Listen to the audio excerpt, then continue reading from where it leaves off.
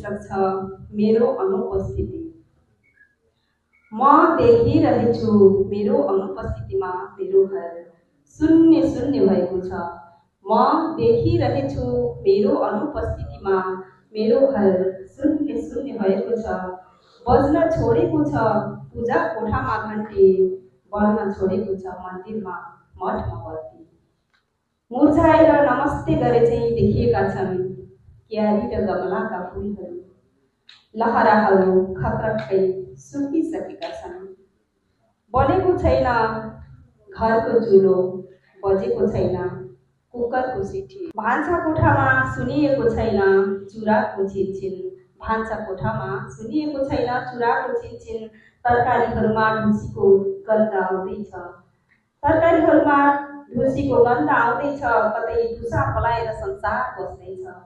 काग र परेवाहरू मलिन स्वरमा कराइरहेछन्। उनीहरूले चारो पानी पाएका छैनन्। मठको तुलसी मन्द बतासमा पनि लडखडाउने भएको छ।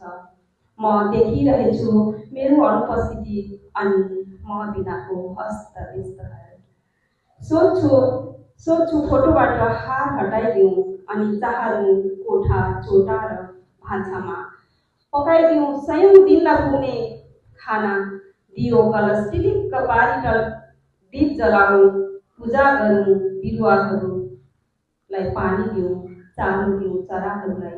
साँच्चै यो फ्रेमबाट निस्कन पाएँ भने, साँच्चै यो फ्रेमबाट निस्कन पाएँ भने कति स्फूर्ति देखाउँथे होला। मेरा हरेक चिजलाई कति स्नेहले अँगाल्थे होला। बडो जोडले हात फैलाउन खोज्छु, फोटो फ्रेम टाढिँदै जान्छ। म प्रयास गरिरहन्छु, हार उतार्न खोज्छु, चल्दैनन् मेरा इन्द्रियहरू। अनायस उखुस मुखुस हुन्छ, बढ्दै जान्छन् ढुकढुकीहरू अनि बिस्तारै खुल्न थाल्छन् आँखाहरू, अनि बिस्तारै खुल्न थाल्छन् आँखाहरू। हस् त।